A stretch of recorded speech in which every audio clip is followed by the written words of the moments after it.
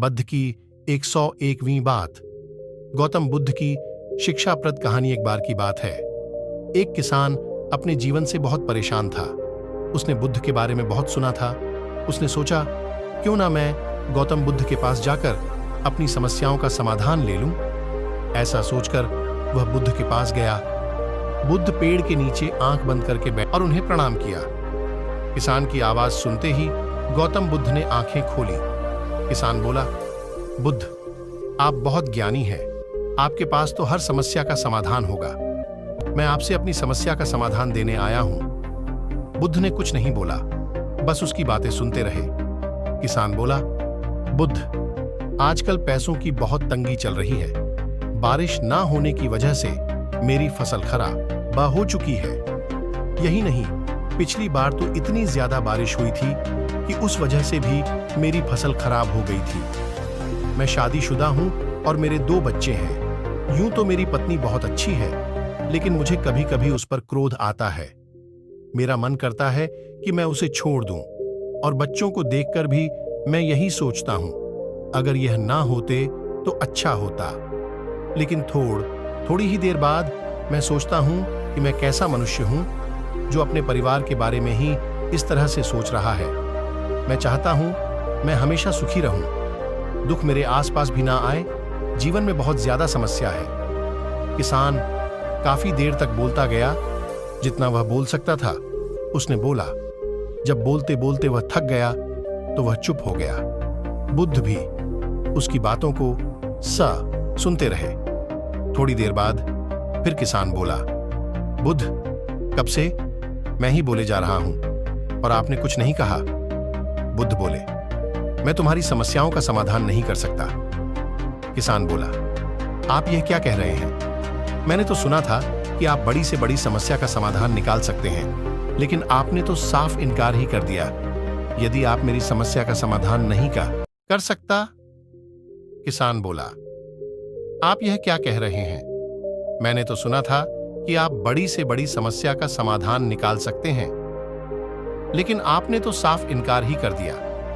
यदि आप मेरी समस्या का समाधान नहीं कर सकते तो फिर आपका बुद्ध होने का क्या फायदा? गौतम बुद्ध बोले, तुम्हारे पास 100 समस्याएं हैं, और यह समस्याएं सिर्फ तुम्हारी ही नहीं है, प्रत्येक इंसान की है। तुम्हारे पिताजी की भी थी, तुम्हारे बच्चों की भी होगी। कोई इससे अछूता नहीं है। यह तो हर मनुष्य के जीवन में होता है। जीवन ऐसा ही है, इसलिए इसका कोई उपाय नहीं है।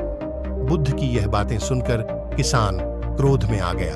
वह बोला, आपसे अच्छे तो मेरे वह बाबा थे, जिन्होंने मेरे घर आकर यज्ञ किया था, और उसके बाद मेरे घर में कुछ वक्त के लिए सुख शांति भी आ गई थी।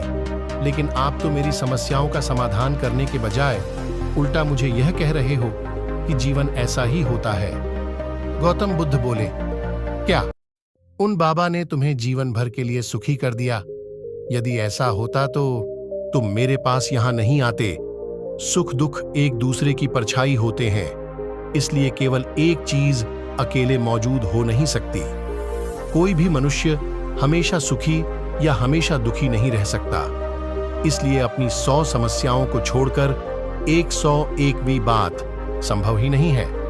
इसलिए मन की इस खींचातानी को छोड़कर अपने जीवन को सहज रूप से जीना होगा।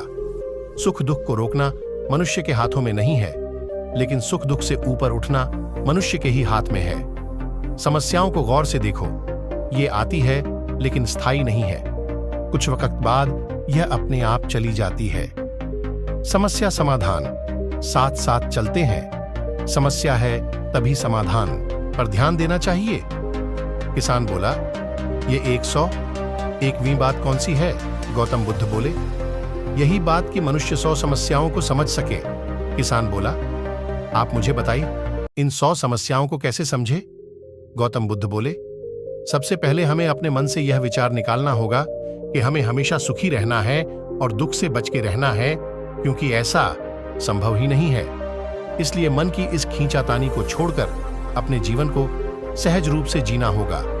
सुख दुख को रोकना मनुष्य के हाथों में नहीं है, लेकिन सुख दुख से ऊपर उठना मनुष्य के ही हाथ में है। समस्याओं को गौर से देखो, ये आती है लेकिन स्थायी नहीं है। कुछ वक्त बाद यह अपने आप चली जाती है। समस्या समाधान साथ साथ चलते हैं। समस्या है तभी समाधान का भी महत्व है, और समाधान बिना समस्या के हो नहीं सकता। सब कुछ एक दूसरे से जुड़ा हुआ है, इसलिए जो इस बात को जान लेता है वही अपना सहज जीवन जी सकता है। बुद्ध की बात सुनकर किसान समझ गया कि सुख दुख को रोकना असंभव है, लेकिन इसे समझकर अपनी जिंदगी को सहज रूप से जीना आसान है। किसान बोला, बुद्ध मुझे माफ कर दीजिए, मैंने आप पर क्रोध किया, लेकिन आज आपने मुझे यह 101वीं बात बताकर मेरा उद्धार कर दिया है। अब जान गया हूं जीवन की हकीकत क्या है कि कोई भी समस्या ज्यादा देर तक नहीं टिकने वाली। इसके तुरंत बाद सुख है और उसके तुरंत बाद दुख है। किसान ने बुद्ध को प्रणाम किया और वहां से चला गया।